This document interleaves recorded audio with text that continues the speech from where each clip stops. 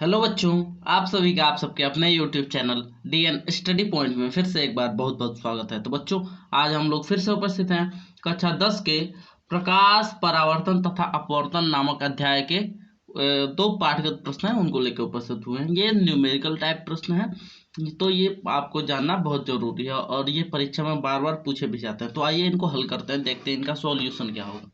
ठीक है, तो हमारा आज का पहला प्रश्न है कि उस उत्तल दर्पण की फोकस दूरी ज्ञात कीजिए जिसकी वक्रता त्रिज्या 32 सेंटीमीटर है। ठीक है, यहाँ पे आपको दिख रहा है उत्तल दर्पण। ये आपको केवल कंफ्यूज या कह सकते हैं कि परेशान करने के लिए दिया गया है। यहाँ पे यदि उत्तल या अवतल दर्पण कुछ भी होता तो आपसे बस यही पूछा जा रहा है कि वक्रता त्रिज्या क्या होगी, चाहे कोई भी लेंस हो, कोई भी दर्पण हो। ठीक है, तो आइए इसको पता करते हैं। यानी कि हम कह सकते हैं कि हमारा आर जो है रेडियस, यानी कि त्रिज्या। देखिए, वक्रता त्रिज्या कितना दिया है, 32 सेंटीमीटर दिया है। आर रेडियस कितना है, 32 सेंटीमीटर। ठीक है, और पूछा क्या जा रहा है हमसे, फोकस दूरी। क्या पूछ रहे हैं सब, फोकस दूरी। तो फोकस दूरी पे फोकस कीजिए। ठीक है, तो फोकस दूरी होता है ये स्मॉल एफ। स्मॉल एफ से हम फोकस दूरी को डिनोट करते हैं, तो ये हमें निकालना है। तो इसका सूत्र बड़ा ही सिंपल होता है। सूत्र इसका होता है r/2, यही इसका सूत्र है। यदि ये हल कर दिए तो आपका निकल जाएगा। तो r की जगह पे आप रखिए उसका मान। r का मान है आपका 32 सेंटीमीटर और भागा 2 कीजिए, आ जाएगा आपका सिंपल, वेरी सिंपल। तो आ जाएगा आपका 16 सेंटीमीटर। ठीक है, तो आपका जो एफ होगा, एफ मतलब स्मॉल एफ, वो होगा 16 सेंटीमीटर। ठीक है, यानी कि आपकी फोकस दूरी जो होगी वो 16 सेंटीमीटर होगी। यानी कि यदि आप सी से नापते हैं, जो सी होता है वहां से नापें या पी यानी कि पोल से नापें। ठीक है, दोनों जगह से नापेंगे तो बीच में आएगा। यहाँ पोल से और इसकी दूरी 32 सेंटीमीटर दी गई है, जब इसका भागा 2 करते हैं तो बीच में आएगा। तो आप यहाँ से 16 सेंटीमीटर नापिए या यहाँ से 16 सेंटीमीटर नापिए, ये मुख्य अक्ष पे होते हैं दोनों, आपको पता होगा। तो यहाँ से कहीं से भी नापिए, आपको उत्तर मिल जाएगा, एक ही स्थान आएगा। ठीक है, तो उम्मीद है कि ये प्रश्न आपको समझ में आया होगा, अच्छा लगा होगा। तो यदि आप चाहें तो इसको स्क्रीनशॉट ले सकते हैं। अगला हमारा प्रश्न है, उसको हम लोग देखते हैं।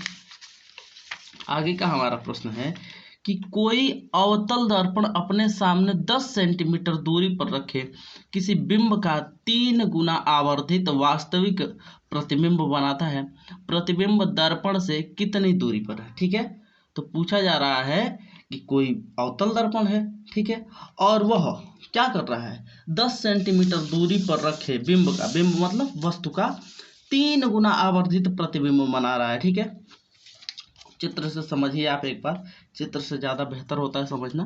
ये समझ लीजिए कोई अवतल दर्पण है, ये अवतल दर्पण ही है, ये आपका मुख्य फोकस है। ठीक है, मुख्य अक्ष है, मुख्य अक्ष हो गया आपका ये। ठीक है, ये आपका मुख्य अक्ष है, ये इस गोले का केंद्र है, जिस गोले का ये भाग है आपका दर्पण, तो ये केंद्र है और ये आपका मुख्य फोकस है। ठीक है, तो ये कहा जा रहा है कि आपका जो बिंब है वो 10 सेंटीमीटर, यानी कि ये मान लीजिए यहाँ पे आपका बिंब रखा गया, ये किससे 10 सेंटीमीटर, इससे, दर्पण से 10 सेंटीमीटर की दूरी पर है। ठीक है, कितनी दूरी पर है, 10 सेंटीमीटर की दूरी पर है। ठीक है, अब कहा जा रहा है, क्या दिया है इधर कि 10 सेंटीमीटर की दूरी पर रखे बिंब का 3 गुना आवर्धित प्रतिबिंब बन रहा है। इसका जो ये जो वस्तु है या कह सकते हैं बिंब है, इसका जो प्रतिबिंब बनेगा वो 3 गुना आवर्धित या कह सकते हैं 3 गुना बड़ा बनेगा। और क्या होगा कि वास्तविक होगा, और दर्पण से कितनी दूरी पर होगा ये हमको पता करना है। दर्पण से कितनी दूरी पर इसका प्रतिबिंब बनने वाला है यही हमको पता करना है। तो आइए एक बार सूत्र देखते हैं क्या होता है हमारा। हमारा सूत्र होता है m बराबर v बाई, ये v है, v बाई u, ये हमारा सूत्र होता है। या इसको इस रूप में भी लिखते हैं कि m बराबर h बाई h, और इसमें क्या होता है कि जो कह सकते हैं ऊपर वाला होता है, इसको इस पे डैश लगा होता है, तो इसको डैश बाई एच बोलते हैं, ठीक है। m equal to h dash by h बोलते हैं, ठीक है। तो इसका भी वही मतलब है, यहाँ पे v जो है वही एच डैश है, यहाँ पे u जो है वही एच भी है, ठीक है। तो ये इन दोनों सूत्रों में से आपको जो इच्छा करे वही आप लगाइए, ठीक है। तो देखिए यहाँ पे हमको m दे दिया, m माने 3 गुना, ठीक है। आवर्धन दे दिया हमको, कितना 3 गुना बड़ा है, तो यहाँ पे हम 3 लिख सकते हैं, ठीक है। m का मान 3 आ गया, और क्या दिया हमको u आपको दिख रहा है, हम दिखाते हैं, ये आपका u है 10 सेंटीमीटर, ठीक है। तो ये हमारा हो गया u 3 बराबर भी हमको ज्ञात करना है, और ये u की जगह पे हो गया 10 सेंटीमीटर, ठीक है। ये हमारा 10 सेंटीमीटर हो गया। अब इसको जब पक्षांतर करेंगे तो हमारा आएगा निकल के सूत्र क्या, v बराबर, चूंकि भी हमको निकालना है, तो v बराबर 3 इंटू 10, 3 इंटू 10, या इसको सूत्र के रूप में लिखेंगे तो कैसे आएगा, v equal to m into u, ठीक है। तो m का मान 3 है और u का मान 10 है, यहाँ पे 10 है, ठीक है। तो जब इसको सॉल्व करेंगे तो क्या होगा कि गुणा कीजिए 10 से, तो आंसर आएगा v इक्वल टू 30, यानी कि v 30 आएगा, v का आंसर 30 आएगा। v का आंसर 30 आ गया, तो यहाँ पे देखिए अब करना क्या है कि आपने चिन्ह परिपाटी पढ़ी होगी तो आप जानते होंगे, ये दर्पण से जब हम इधर की दूरी मापते हैं तो माइनस में मापते हैं, तो ये आपका 10 माइनस में होगा यहाँ पे, ठीक है।